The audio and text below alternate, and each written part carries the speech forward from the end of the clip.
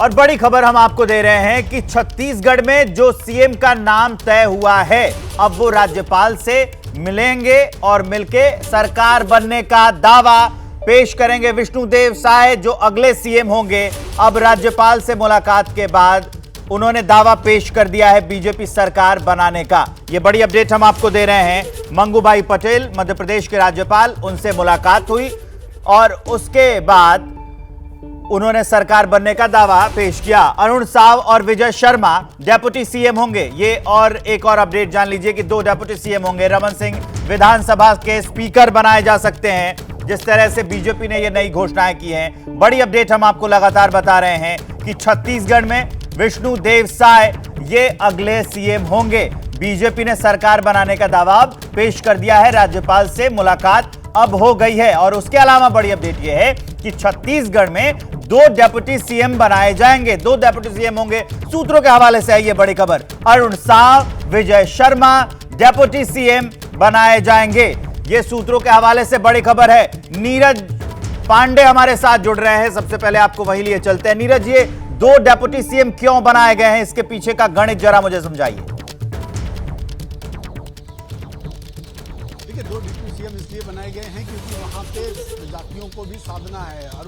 अरुण साव जो कि प्रदेश अध्यक्ष है और साहू समाज के बड़े नेता माने जाते हैं, और साहू समाज वहां करीब 16% है। ऐसे में भारतीय जनता पार्टी जब ट्राइबल जो 32% ट्राइबल वहां पर हैं, 32% ट्राइबल का चीफ मिनिस्टर हो गया और 16% जो कम्युनिटी वाला साहू समाज उसका डिप्टी सीएम हो गया, तो निश्चित रूप में आप समझिए ये करीब 50% को यही 2 जातियां छूती हैं। विजय शर्मा सामान्य जाति से आते हैं, तो सामान्य जाति के लोगों को, ब्राह्मणों को भी सेट करने के लिए विजय शर्मा को मुख्यमंत्री बनाया गया। और विधानसभा अध्यक्ष के रूप में एक सबसे बड़ी खबर ये है, रमन सिंह जो पूर्व मुख्यमंत्री रमन सिंह को विधानसभा अध्यक्ष बनाया जाएगा। तो ये मान लीजिए कि भारतीय जनता पार्टी ने जो सोशल समीकरण है उसको बहुत करीने से गढ़ा है। और निश्चित रूप में ये सारा समीकरण इसलिए बनाया गया है कि लोकसभा चुनाव बिल्कुल नज़दीक है।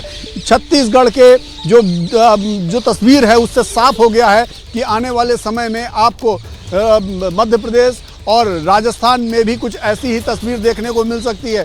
तो स्थिति बिल्कुल साफ सुथरी नज़र आ रही है। भारतीय जनता पार्टी ने ज़बरदस्त तरीके से सीएम आदिवासी समाज से, डिप्टी सीएम साहू समाज से और अगड़ी समाज से, और जो विधानसभा अध्यक्ष है वो राजपूत समाज से। तो एक तरह से भारतीय जनता पार्टी ने अपनी तस्वीर साफ कर दी है छत्तीसगढ़ के लिए। छत्तीसगढ़ के लिए साफ कर दी है तस्वीर और सारे जातीय समीकरण भी साध लिए हैं। अंकित गुप्ता हमारे साथ रायपुर से जुड़े हुए हैं और अहमद बिलाल भी आपको स्क्रीन पर दिख रहे हैं। सबसे पहले अंकित गुप्ता के पास लिए चलते हैं। सीएम एक बना दिया आदिवासी समुदाय से, 2 डेप्यूटी सीएम भी बना दिए। जातीय समीकरण को साधने के लिए शपथ ग्रहण कब तक होगा, इसके बारे में कोई जानकारी? अंकित गुप्ता।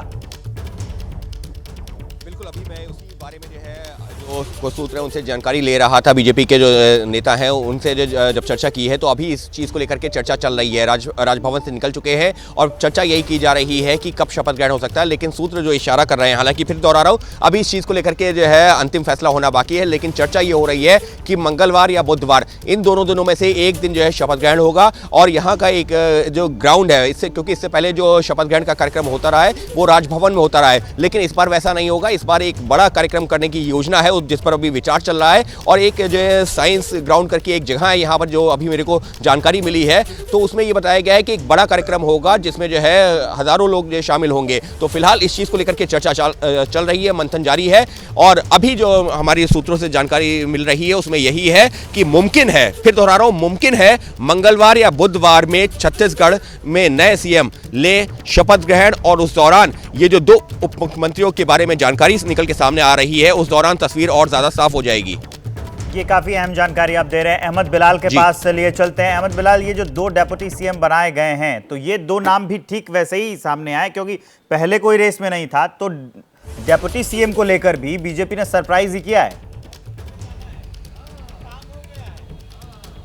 बिल्कुल विवेक, देखिए आपको बताना चाहूंगा कि अगर आप देखें, अगर जिनको जिम्मेदारी मिली है, चाहे वो विष्णुदेव साय आदिवासी चेहरा हैं और जो दो डिप्टी सीएम हैं उनमें अरुण साव जो कि प्रदेश अध्यक्ष हैं, ओबीसी समाज से आते हैं। 40% से ज़्यादा जो छत्तीसगढ़ में आबादी है वो ओबीसी की है और उसमें से भी ओबीसी के साहू समाज से आते हैं। तकरीबन 12 से 13% जो है वो छत्तीसगढ़ में साहू जो समुदाय है वो, और एक काफ़ी प्रभुत्व रखता है छत्तीसगढ़ की राजनीति में, काफ़ी प्रभुत्व रखता है ये साहू समाज। और पूरा साहू समाज, ये माना गया है, राजनीतिक विश्लेषक भी इस बात की पुष्टि करते हैं कि छत्तीसगढ़ के इस बार के विधानसभा चुनाव में साहू समुदाय का एक मुश्त वोट जो है वो बीजेपी को मिला है। हालांकि किसकी बड़ी वजह जो है वो बेमेतरा जिले में जो एक सांप्रदायिक घटना हुई थी जिसमें ईश्वर साहू जो कि बीजेपी के नवनिर्वाचित विधायक भी हैं, उनके बेटे की उस सांप्रदायिक हिंसा में जो है वो मृत्यु हो गई थी, जिसके बाद बीजेपी ने उनके पिता ईश्वर साहू को जो है वो टिकट देकर के चुनाव लड़ाया। और बेहद सादगी वाले इंसान है, जो झोपड़ी में रहने वाले व्यक्ति को, मजदूर व्यक्ति को जो है वो एक बीजेपी ने टिकट दिया और उसने जीत का परचम लहरा रहा है। और इसके बाद ये कहा जा रहा था कि इसी के बाद से पूरा साहू समाज जो है वो बीजेपी के पीछे आ गया। इसके अलावा विजय शर्मा की बात करें तो सामान्य वर्ग से आते हैं, कवर्धा से विधायक हैं और कवर्धा से मोहम्मद अकबर जो कि पिछले भूपेश बघेल की सरकार में कैबिनेट मंत्री थे और उनको भारी मतों से, यानी 39,500 के वोटों के अंदर से जो है वो विजय शर्मा ने जो है वो मोहम्मद अकबर को हराया था। तो कहीं ना कहीं ये जाति समीकरण जो बिठाने की कवायद है वो जो है वो आला कमान की तरफ से की गई है।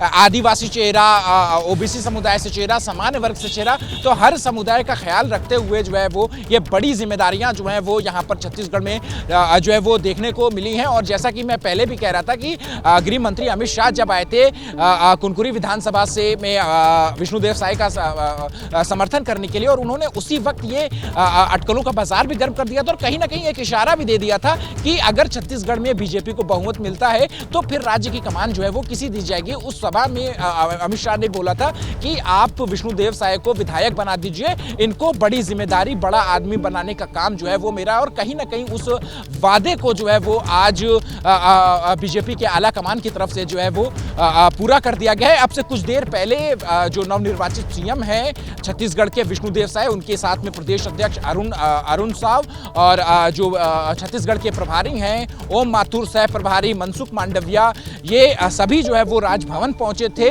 और नई सरकार के गठन का दावा भी जो है वो राज्यपाल को पेश कर दिया गया है। जिस जहां तक बिल्कुल